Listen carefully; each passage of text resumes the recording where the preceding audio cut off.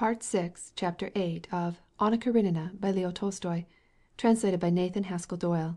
This recording is in the public domain. Read by Marianne Spiegel. The next morning the ladies were not yet up when the hunting traps were waiting at the door, and Laska, who since dawn had realized that hunting was in prospect, and having frisked and barked till she was tired, was sitting up on the katki next to the coachman, looking with excitement and disapprobation at the door at which the huntsmen were so provokingly dilatory in making their appearance.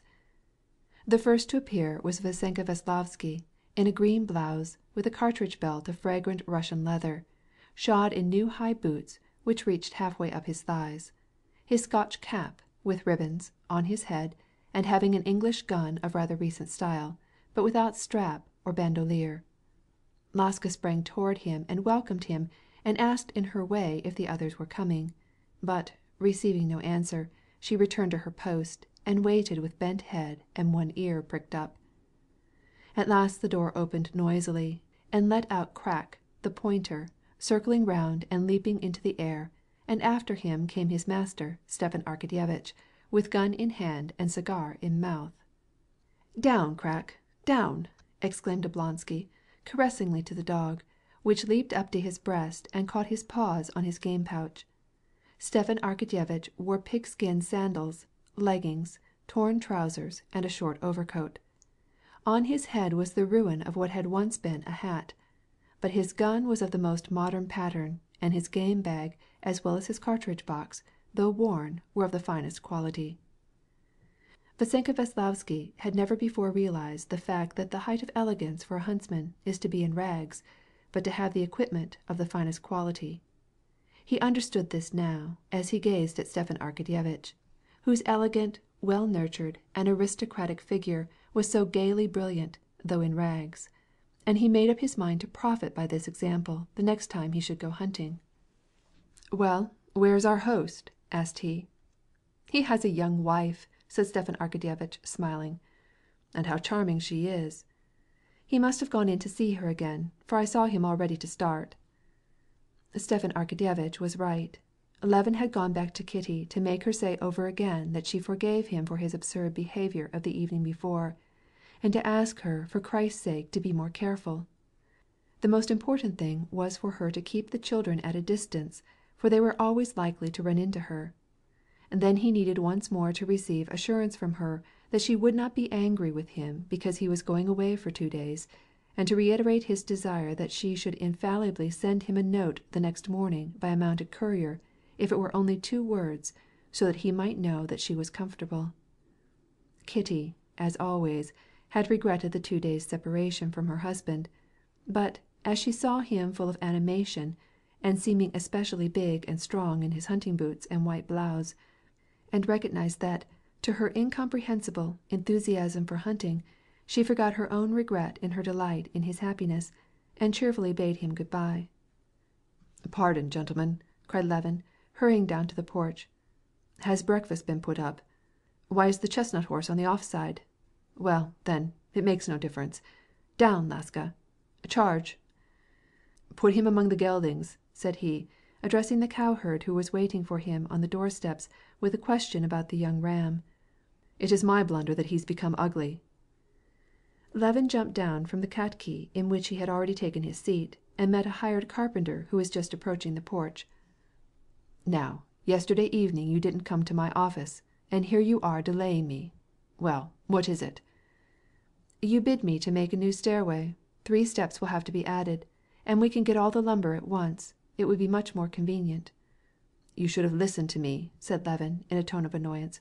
"I said, fix the string boards and then cut in the steps. Now, don't try to mend them. Do as I ordered, make a new one." The matter in question was this. In the wing which was building, the carpenter had spoiled a staircase by framing it separately and not taking the slope into account, so that the steps were all at an angle when it was put into its place. But now the carpenter wanted to add 3 steps and still keep the same framework. "It would be much better." "But where would it go, even if you added 3 steps?"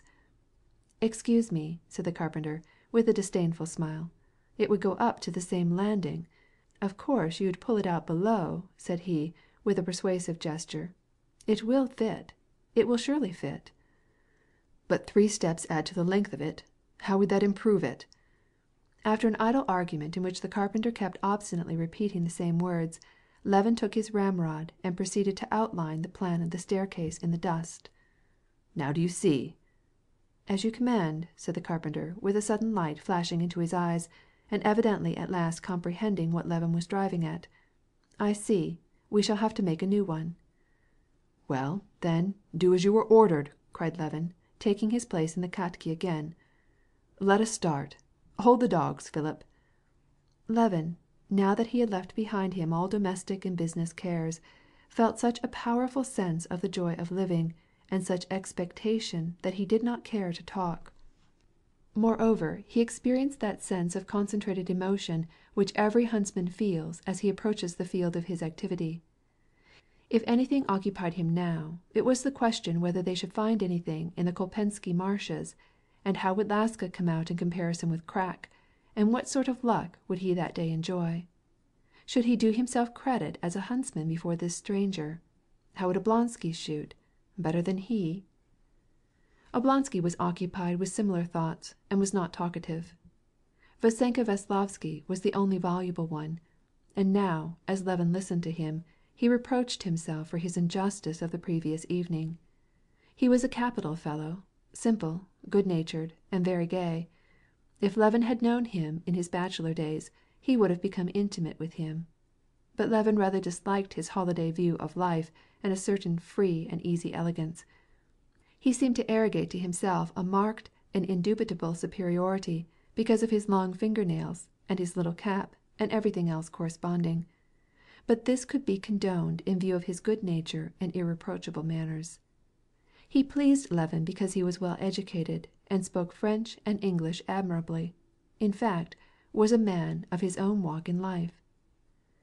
Vasenka was completely carried away by the Stepnaya Donskaya horse on the left of the 3-span.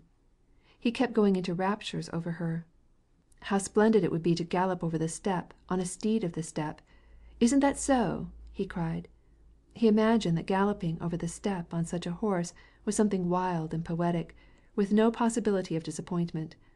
But his innocence, especially in conjunction with his good looks, his pleasant smile, and his graceful motion, was very captivating. And because he was naturally sympathetic to Levin, or else because Levin, in consequence of his injustice to him the evening before, tried to find all his best qualities, they got on famously. They had gone scarcely 3 versts when Veslovsky suddenly remembered his cigars and pocket-book, and could not tell whether he had lost them or left them on his table. There were 370 rubles in the pocket-book, and he could not leave them so. "Do you know, Levin, I could take your Cossack horse and gallop back to the house. It would be elegant." "Oh, no," replied Levin, who calculated that Vasenka's weight might be not less than 240 pounds. "My coachman can easily do the errand." The coachman was sent back on the Cossack horse, and Levin drove on with the pair. Chapter 8